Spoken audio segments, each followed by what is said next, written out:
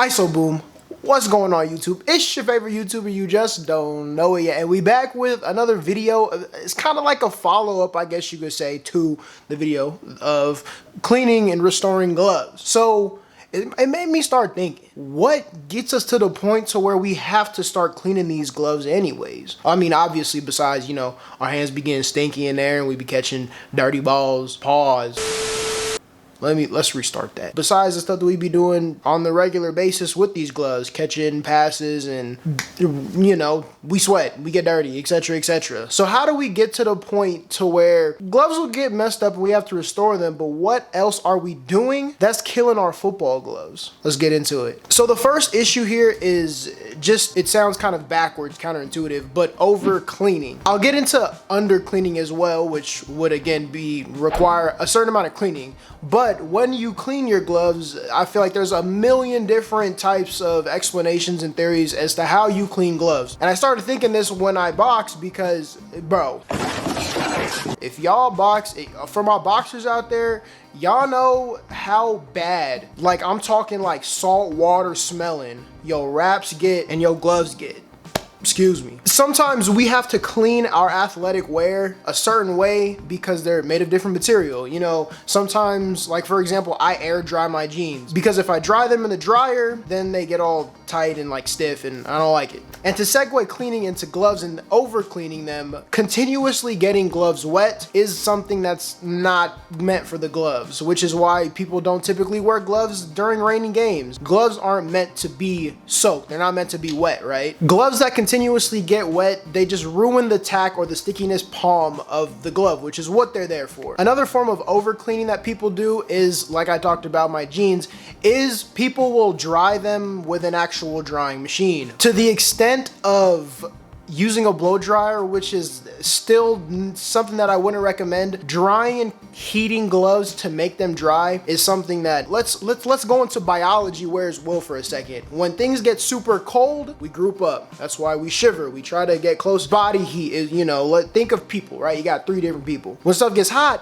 they get further away from each other because they're hot. They don't want to be near anybody. But when they get colder, they come together because they want to use their body heat and warm up together. Same thing with molecules. Inside the glove, we have a lot of molecules that keep our glove sticky. And when it gets really hot, using a drying machine, those molecules disband, they disperse. And when they disperse, the stick sometimes doesn't come back they don't come back together the way they used to be because they already moved away. And that reduces the stick overall. So, like I say in my video, air dry your gloves. Do not dry them with any machine out there possible, yada, yada, yada. And to segue into the other issue of having them out in the heat, etc., etc., is leaving them out in the sun. What happens here is sometimes gloves it's not so much an issue now with the fabric that we're using and the synthetic material that we're getting, but certain gloves and certain fabrics on gloves, I know the Under Armour glove, the F8s or 9 or whatever we're on now, you know, the comeback is real, y'all. I gotta catch back up. But those gloves, some fabrics on there, the little like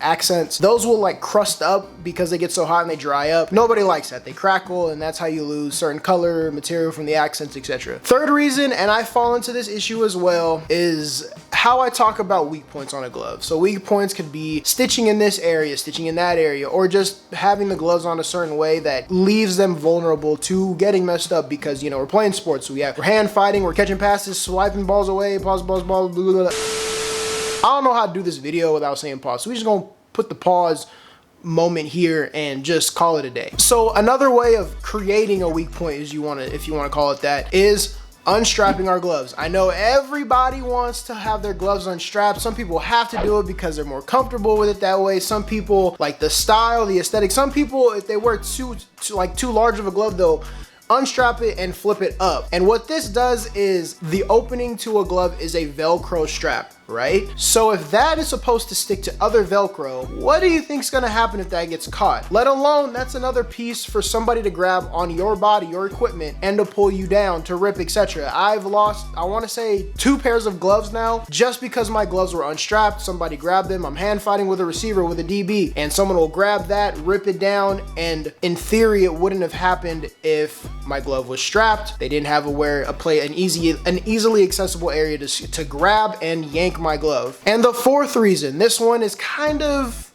I used to do it until I started thinking about what I was doing, because it doesn't sound good. And that's rubbing our gloves on the turf. This one is the fourth issue because some turf, or all turf is built differently. So there's been some really dry, rough turf that I've been on, and you don't want to rub your gloves on there. Why? Because it's literally ripping not the Velcro. It's literally ripping the tackiness and the stickiness of the palm because it's just rough. It's kind of like just like rubbing it on like rocks or whatever you want to call it. Some turf is softer, so you can kind of get away with it. It'll kind of dirty if you have white gloves, it'll dirty it up, but those are washable. But I say this because there are alternative ways to kind of get re-stickify your gloves mid-game, and just spitting on them. Spitting on your gloves, rubbing them against each other, and kind of just like tapping your pads or whatever, that's perfectly fine. It does the same thing. You get like extra stick for like 3 plays. You get a little buff for those of y'all that are nerds and play video games like me. Yeah, I would suggest not rubbing your gloves on the turf. A lot of turf is built different, and I don't want to risk having worse gloves because I keep rubbing them on dry, hot ass turf. You feel me? But these are some ways that you are killing your gloves, and I can't be preaching certain things on my channel without telling y'all, giving y'all warnings like these. Because, say it with me, last year's game gloves are this year's practice gloves. And we can't have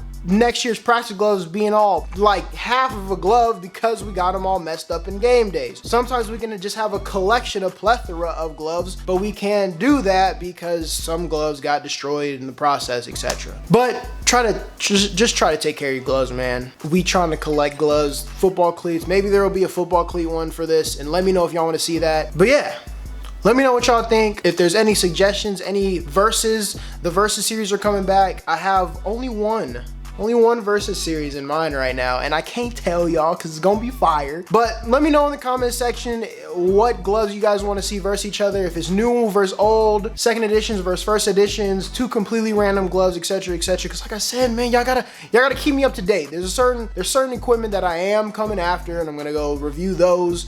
But let me know the big ones that I gotta do. So yeah, I appreciate y'all for rocking with your boy. And if nobody's told you yet, I know the show grind. Keep up the hard work. It's gonna pay off one day, and I will catch y'all on the next episode. Peace.